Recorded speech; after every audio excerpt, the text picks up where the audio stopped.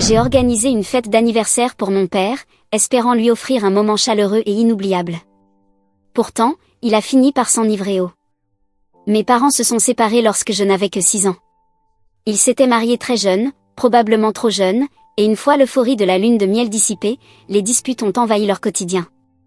Tous deux travaillaient de longues heures pour faire face à des factures toujours plus nombreuses, tout en remboursant leurs dettes étudiantes. L'année où ils envisageaient enfin de divorcer, ma mère a découvert qu'elle attendait un enfant. Pour des raisons que je ne comprendrai jamais vraiment, ils ont décidé de tenter une dernière fois de sauver leur union.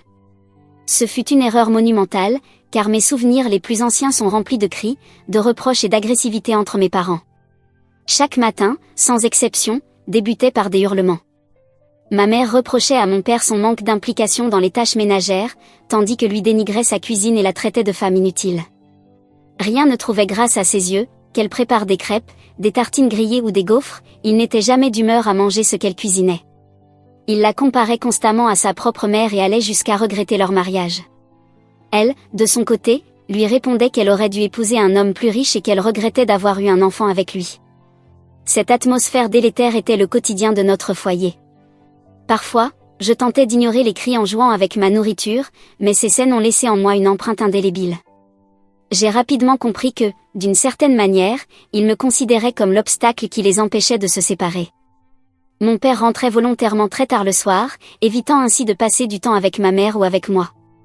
Si elle osait exprimer son épuisement, il la ridiculisait, affirmant que son travail à lui était plus important. Lorsque je voulais jouer avec lui, il acceptait, mais seulement pour une courte durée. Passé une demi-heure, il commençait à s'énerver, me reprochant mon besoin d'attention. J'étais pourtant encore un enfant, mais ses paroles m'ont profondément marqué. Aujourd'hui encore, adulte, j'ai peur d'être perçue comme envahissante ou dépendante dans mes relations. À mesure que les années passaient, la situation s'aggravait. Ma mère se réfugiait dans l'alcool le soir, tandis que mon père rentrait ivre et s'écroulait sur le canapé. Il se levait souvent trop tard pour m'emmener à l'école, et les week-ends étaient un calvaire.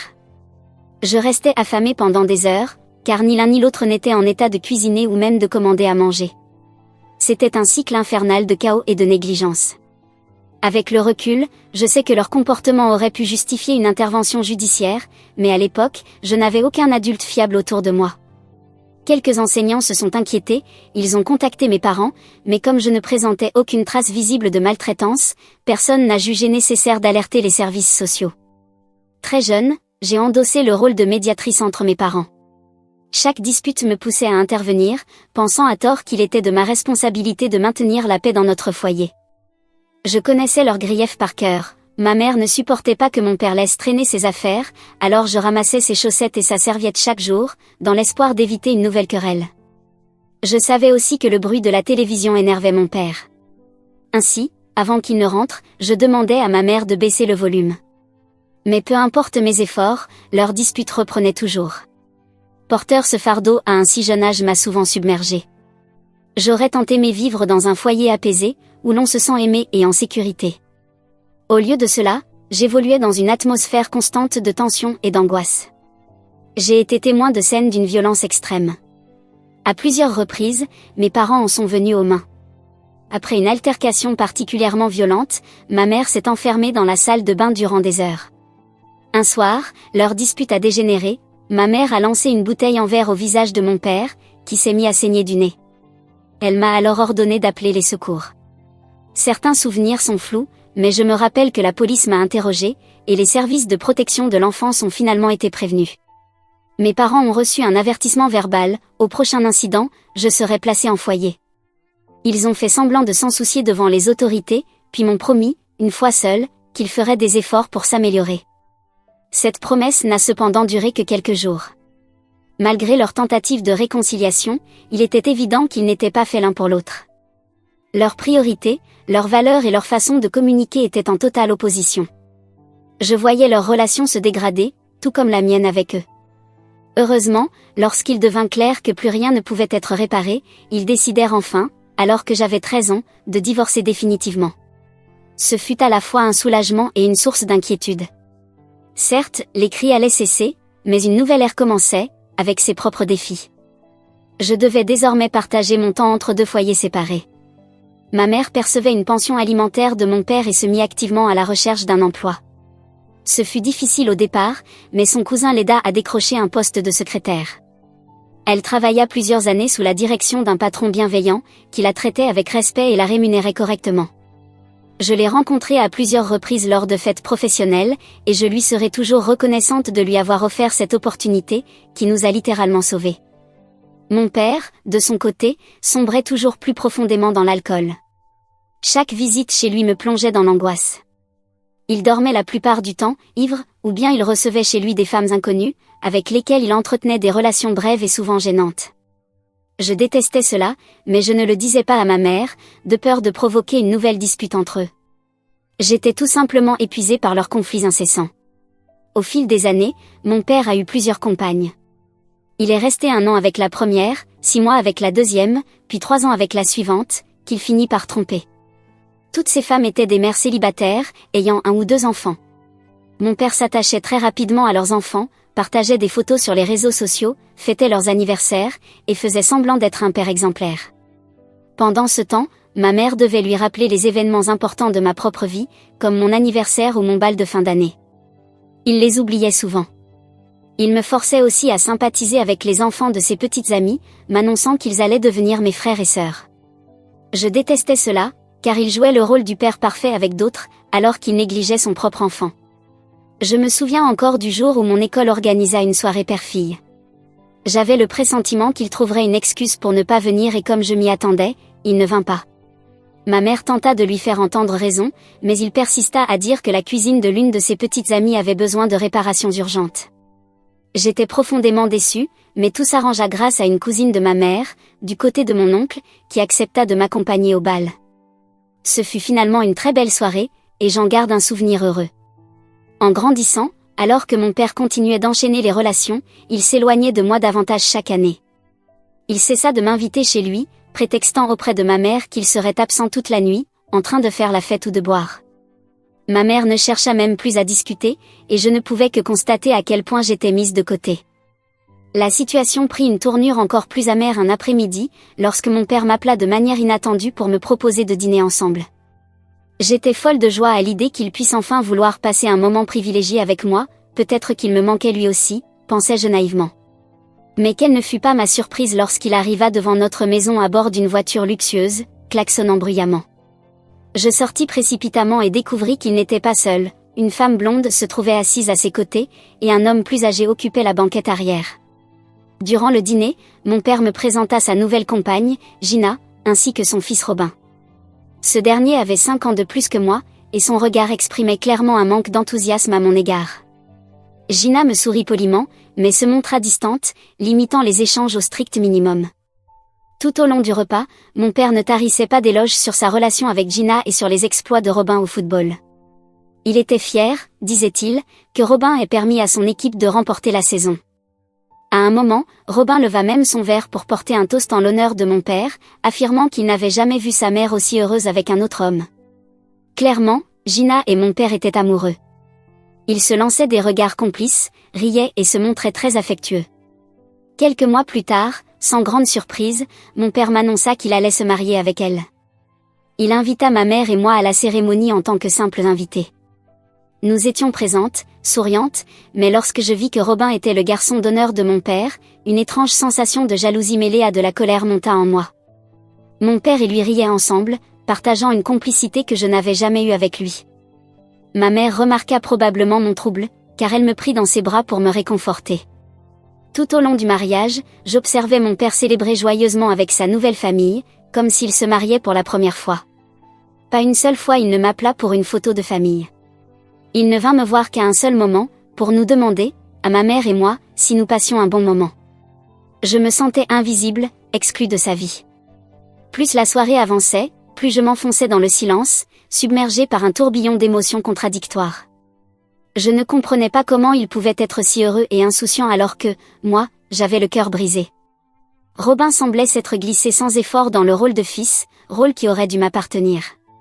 Quand il fut temps pour ma mère et moi de repartir, mon père ne jugea même pas utile de me serrer dans ses bras pour me dire au revoir. Ce fut, je crois, la dernière fois que je le vis rire et danser avec sa nouvelle famille. Après cela, je ne pris plus la peine de le contacter. C'est à ce moment que je compris que, si je ne l'appelais pas ou ne lui écrivais pas, il ne penserait même pas à moi. Les mois passèrent. Il continuait à verser la pension alimentaire, mais il ne prenait jamais de mes nouvelles. Quand arriva le moment de choisir une université, je fis exprès d'en sélectionner une située le plus loin possible de la ville. Ma mère n'était pas rassurée à l'idée de me voir partir aussi loin, mais moi, je voulais fuir cet endroit maudit et tous les souvenirs douloureux qui s'y rattachaient. J'entendis plus tard, par le biais de ma mère, que mon père avait complètement changé de vie, il avait trouvé un emploi bien meilleur et avait arrêté de boire. Ce ne fut que plusieurs mois après le début de mes études universitaires qu'il me téléphona. Il me dit, d'un ton faussement surpris, à quel point j'étais devenue grande. Je ne pus m'empêcher de ricaner, car il était évident qu'il ne faisait jamais attention à moi. Il tenta de poursuivre la conversation en me posant des questions banales, avant de dévier rapidement vers un sujet plus important à ses yeux. Robin venait d'obtenir un bon poste, dans la même ville que mon université. Mon père m'annonça qu'il viendrait rendre visite à Robin avec Gina, et qu'il serait ravi de me voir à cette occasion. Je répondis que c'était possible, et après plusieurs insistances de sa part, j'acceptai finalement.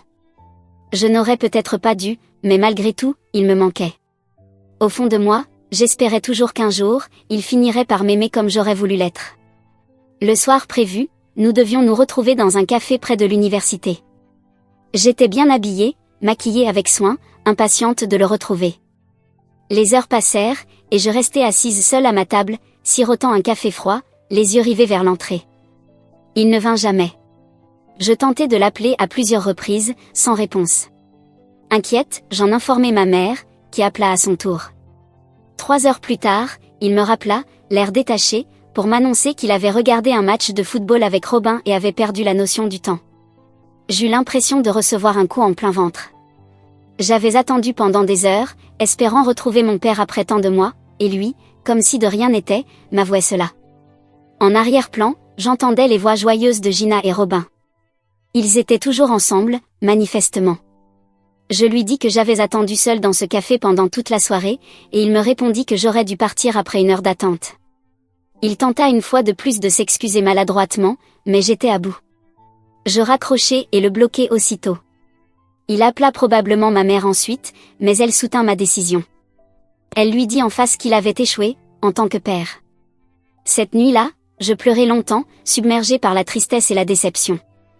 Le lendemain matin, un sentiment de culpabilité se mêla à ma douleur. Apparemment, les paroles de ma mère avaient touché mon père, car en ouvrant ma messagerie, je découvris un long courriel de sa part. Il me suppliait de le débloquer, exprimait ses regrets et reconnaissait enfin que son comportement avait pu m'affecter profondément. Il promettait de faire mieux. Je ne lui ai jamais répondu. Je savais que je ne pouvais plus continuer à me faire du mal. Durant les mois qui suivirent, il continua à m'envoyer des messages électroniques, parfois pour mon anniversaire ou lors de fêtes importantes. Je ne répondais pas. En parallèle, ma mère venait me voir régulièrement à l'université. Dès que nous avions un moment de libre, elle faisait le déplacement. Je me suis peu à peu habituée à vivre avec l'amour d'un seul parent, celui qui m'avait toujours soutenue, sans condition. Pendant ma 3e année d'université, je me réveillai un matin avec plusieurs appels en absence provenant d'un hôpital et de membres de la famille maternelle. En les rappelant, j'appris que ma mère avait eu un accident et se trouvait dans un état critique. Mon monde s'écroula. Je fis mes valises et quittai la ville dans la nuit avec l'aide de ma colocataire, qui accepta de me conduire jusque chez moi. Nous arrivâmes plus vite que prévu. Je me souviens être tombée à genoux en découvrant ma mère allongée sur un lit d'hôpital, branchée de partout. Les médecins me parlèrent, mais je ne comprenais rien. Elle était dans le coma, et les chances qu'elle s'en sorte étaient minimes. 3 jours plus tard, elle rendit son dernier souffle. Les médecins m'assurèrent qu'elle n'avait pas souffert. Ces jours-là sont un brouillard dans ma mémoire, mais je me souviens que lorsque je vis mon père, je me jetai dans ses bras en pleurant. À cet instant précis, toute ma colère disparut. Je n'étais plus qu'une fille en deuil, brisée par la perte de la seule personne qui m'avait aimée sans condition. À ce moment-là, je n'étais qu'une fille brisée, reconnaissante simplement d'avoir une épaule sur laquelle pleurer. Étonnamment, mon père prit les choses en main et veilla à ce que les funérailles de ma mère soient belles et respectueuses. Gina et Robin firent de leur mieux pour être présents, autant qu'ils le pouvaient. Les proches de ma mère passaient régulièrement me voir, apportant des repas préparés pour s'assurer que je mangeais chaque jour. Pourtant, je restais allongée dans mon lit, incapable de manger, de dormir ou même de bouger. Je ne sais pas comment j'ai survécu à ces jours sombres, mais avec le recul, d'une manière ou d'une autre, j'y suis parvenue. Lors de la lecture du testament de ma mère, j'ai découvert qu'elle avait pris soin de me léguer tout ce qu'elle possédait, la maison et la voiture, toutes deux intégralement payées, me revenaient. Son compte épargne contenait suffisamment pour me permettre de terminer mes études universitaires sans avoir à contracter de prêt. Mon père accepta également de couvrir les éventuels frais supplémentaires, si besoin. Je n'avais donc aucune inquiétude à avoir. Je ne souhaitais pas vendre la maison à ce moment-là, alors je décidai de la louer à un couple charmant. Elle devint ainsi une source de revenus régulière. Quant à la voiture, je choisis de la garder, car elle m'aidait à me rendre à mon emploi à temps partiel. Finalement, je retournai à l'université, car j'avais déjà manqué de nombreux cours. Mon père m'appelait et m'envoyait des messages régulièrement pour s'assurer que j'allais bien. Mais vivre sans ma mère me paraissait insupportable, et tout ce qui m'entourait semblait soudainement creux. Mes camarades m'aidèrent à rattraper mes devoirs, et mes professeurs se montrèrent compréhensifs dans l'ensemble. Pendant cette période, je me rapprochai de Gina et Robin, car ils accompagnaient mon père lors de ses visites le week-end. Pour la première fois, j'eus l'impression que mon père me considérait comme un membre à part entière de sa famille. Il m'emmenait voir des matchs de football, m'invitait au restaurant, et partageait enfin du temps avec moi. Au début, je ne remarquais rien de particulier chez Gina. Mais plus je passais de temps à ses côtés, plus certains traits de caractère me dérangeaient. Elle pouvait se montrer excessivement dramatique et un peu trop critique. Il lui arrivait de se disputer avec mon père pour des raisons futiles, comme une adolescente capricieuse. Par exemple, si elle avait envie de pizza après un match et que nous préférions manger des hamburgers, elle restait assise dans l'allée, boudeuse, refusant d'entrer tant que mon père n'acceptait pas de commander ce qu'elle voulait. Si mon père exprimait la moindre objection concernant les sommes qu'elle dépensait en soins esthétiques, ce qui s'élevait à des milliers d'euros, elle menaçait aussitôt de divorcer. Elle faisait aussi des remarques déplacées sur la tenue vestimentaire d'autres femmes, utilisant des termes péjoratifs de manière désinvolte. En tant que jeune femme, ce comportement me mettait mal à l'aise. Je ne voulais pas juger les autres, encore moins les rabaisser. Elle aimait aussi raconter comment elle avait été la fille la plus populaire de son lycée, affirmant que les jeunes filles d'aujourd'hui ne lui arrivaient pas à la cheville. C'en était presque ridicule, et je devais me mordre la langue pour ne pas répondre. Je me contentais de hocher la tête en silence. Lorsque Robin trouva une petite amie, Gina devint encore plus désagréable. Si je participais à un dîner de famille où la jeune fille était présente, Gina se permettait de lui poser des questions intrusives et gênantes, comme le nombre d'hommes avec qui elle avait couché ou si elle utilisait une contraception. Selon elle, les femmes ne cherchaient qu'à piéger son fils avec une grossesse. Robin paraissait mal à l'aise tout au long du repas. Et s'il osait confronter sa mère par la suite, elle éclatait en sanglots et accusait mon père de ne pas la soutenir alors qu'elle ne faisait que protéger son bébé. C'est ainsi que je compris que je devais éviter Gina autant que possible, sans que mon père ne le remarque. Lorsque ce dernier venait me voir, je lui demandais parfois de passer du temps seul avec lui. Il acceptait d'abord volontiers, mais Gina l'appelait constamment, interrompant chaque moment que nous partagions. Je découvris plus tard qu'elle suivait ses déplacements via l'application de localisation de son téléphone. Elle l'appelait régulièrement pour vérifier s'il était bien avec moi et non avec une autre femme. Un an passa, et l'anniversaire de la mort de ma mère approcha. J'étais à bout émotionnellement. Mon père et moi avions décidé de passer la journée ensemble pour lui rendre hommage, visiter sa tombe et déjeuner ensuite. Je lui avais clairement précisé que je souhaitais passer cette journée vulnérable uniquement avec lui. Pourtant, il arriva avec Gina, rayonnante comme si elle partait en excursion. Elle grignotait des chips, mettait de la musique, insouciante. À un moment, je regardais les photos de ma mère sur mon téléphone, les larmes aux yeux. Gina me demanda alors pourquoi je pleurais encore, affirmant que cela faisait déjà un an, en insistant lourdement sur le mot « an », comme si c'était absurde de continuer à pleurer sa propre mère. J'étais furieuse, mais je me retins, espérant que mon père interviendrait. Malheureusement, il ne dit rien. Ensuite, lorsque nous arrivâmes au cimetière avec les fleurs que j'avais achetées, Gina refusa de descendre de voiture, prétextant que la chaleur était insupportable. Je me suis demandé pourquoi elle était venue si c'était pour se plaindre constamment, sans même prendre la peine de rendre hommage à ma mère. À peine 5 minutes après notre arrivée, elle commença à appeler le téléphone de mon père pour presser notre départ. Je retournai à la voiture sans dire un mot. À l'heure du déjeuner, Gina imposa son choix, de la nourriture chinoise, son plat favori, alors que ni mon père ni moi n'en avions envie. Mon père céda, comme toujours. Toute cette journée, que j'avais espéré passer dans la sérénité et le souvenir, fut gâchée. Je mangeais à peine au buffet, ce que Gina ne manqua pas de remarquer. Elle me demanda si quelque chose n'allait pas, mais je préférais garder le silence. Elle insista néanmoins, affirmant que j'étais en train de ruiner l'ambiance de la journée. Elle ajouta même que si elle mourait un jour, elle ne voudrait jamais que son fils Robin soit aussi morose et mélancolique. Ce fut la goutte d'eau. Je ne pus plus contenir ma colère. Je lui dis qu'elle n'avait aucun droit de me dire comment vivre mon deuil, car c'était moi qui avais perdu ma mère. J'ajoutai que si elle pensait réellement que j'étais un poids pour l'ambiance, alors elle n'aurait jamais dû venir, car tout ce que je voulais, c'était passer du temps à honorer ma mère et à parler avec mon père. Mon père et elle semblèrent choqués par mon emportement. Honteuse, je quittai le restaurant pour prendre l'air. Mon père me rejoignit plus tard, le visage fermé.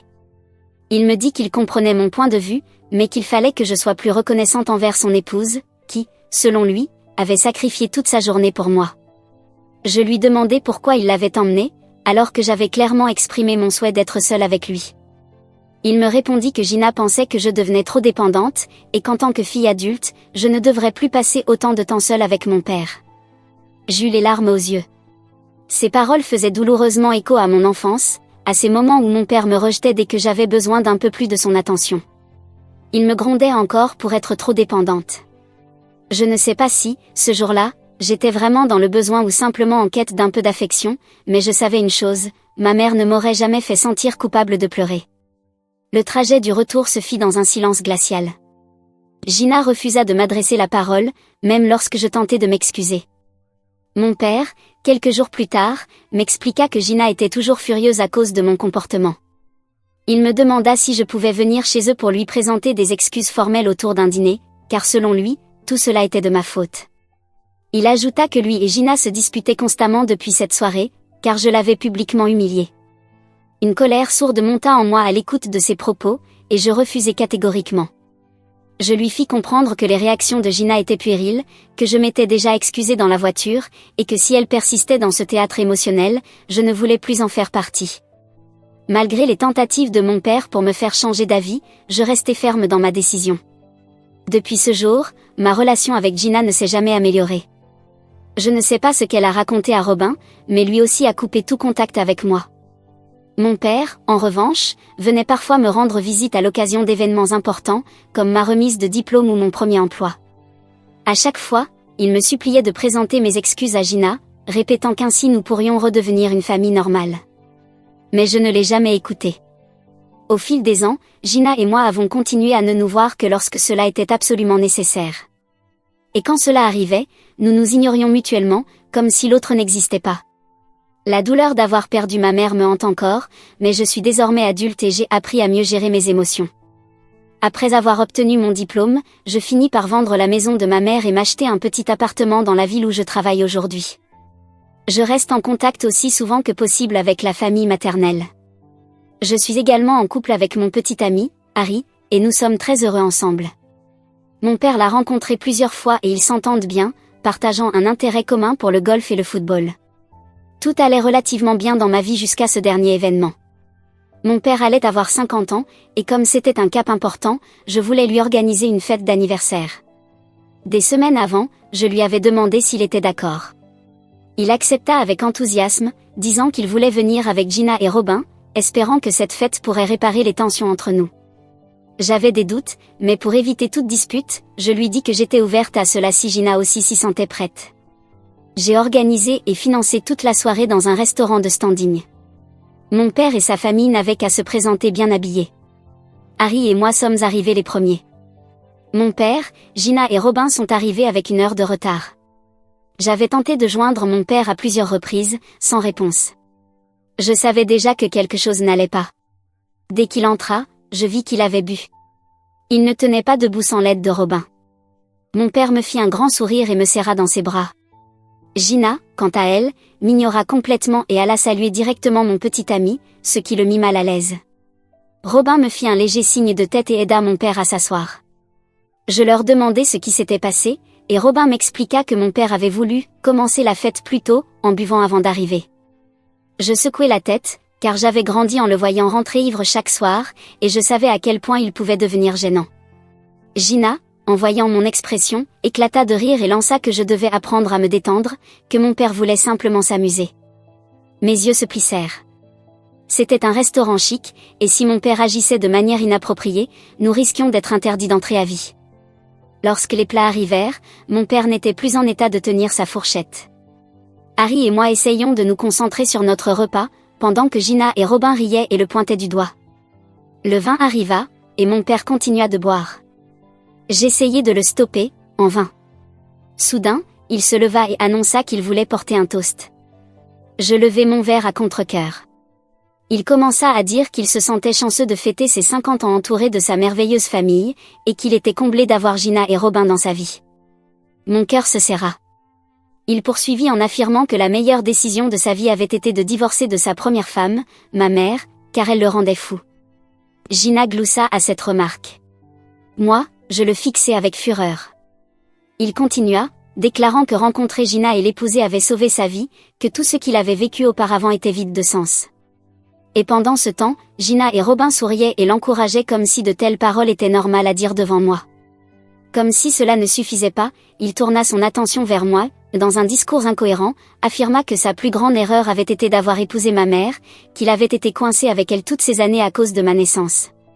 Puis il éclata de rire et plaisanta bruyamment en disant que je pourrais le laisser tranquille ce soir pour qu'il fête son anniversaire avec sa véritable famille, car il ne voulait plus de place dans sa vie pour les erreurs du passé. Robin et Gina éclatèrent de rire, comme si c'était la meilleure blague de la soirée. Je pris une profonde inspiration. C'en était trop. Le cœur lourd et les mains tremblantes, j'appelai le serveur et lui demandai de faire venir les agents de sécurité. Le serveur n'hésita même pas, car les mots de mon père avaient déjà attiré l'attention de toute la salle. En quelques minutes, 2 gardes apparurent près de notre table, suscitant la curiosité des autres clients. « Désolé, monsieur, mais nous allons devoir vous demander de partir, » dit l'un d'eux d'un ton ferme, en désignant la sortie. Le visage de mon père vira au rouge. Il balbutia, me suppliant d'arrêter les agents, mais je ne bronchai pas. Gina se mit à hurler que je l'humiliais devant tout le monde, que mon père voulait simplement passer un bon moment. Je n'en avais plus rien à faire. Et les agents non plus. Mon père fut donc escorté hors du restaurant, Robin et Gina à ses côtés, tous les deux vociférant contre moi. Après leur départ, je fus submergé par l'émotion. Je m'excusai auprès des autres clients et du personnel, leur laissai un généreux pourboire, puis quitter les lieux. Depuis ce soir-là, je suis bombardé de messages de Gina et Robin, m'insultant de tous les noms, m'accusant d'avoir ruiné l'ambiance et disant que si je m'attendais à autre chose, j'aurais mieux fait de partir au lieu de me sentir gêné par le comportement de mon père. Mon père a tenté de me joindre plusieurs fois. Je n'ai pas décroché. Voilà pourquoi je suis venu raconter mon histoire ici, sur Reddit, pour demander si j'ai eu tort d'avoir fait expulser mon père après tout ce qu'il m'a dit en pleine figure ce soir-là. Mise à jour 1. Waouh! Je n'arrive pas à croire à quel point cette publication a explosé en seulement quelques heures. Très bien, je comprends maintenant. Vous avez tous raison, j'ai bien fait de faire sortir mon père ce soir-là. Je ne m'attendais pas à recevoir des centaines de commentaires me soutenant dans ma décision. Cela dit, même si j'apprécie sincèrement tout votre soutien, je vous demande de ne pas dire des choses trop méchantes à propos de mon père.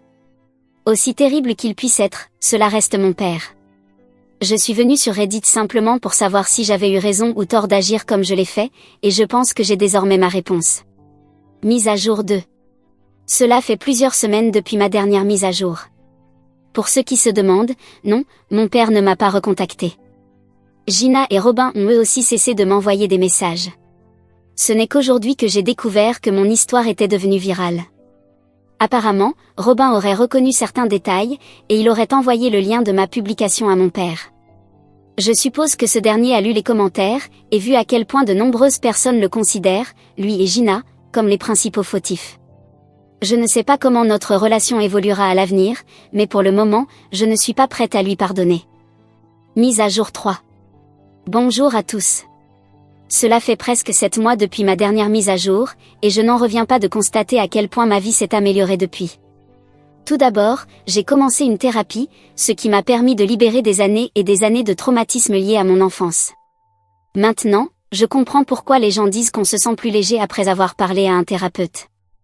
J'ai également pris une décision importante, celle de couper définitivement les ponts avec mon père et sa nouvelle famille, sans même leur fournir d'explications. Et depuis, je me sens bien mieux. Ma vie se passe à merveille. Je suis chanceuse d'avoir un petit ami comme Harry, qui me comprend, me respecte, et prend soin de moi chaque jour. J'espère que ce sera ma dernière mise à jour ici, car j'ai enfin tourné la page.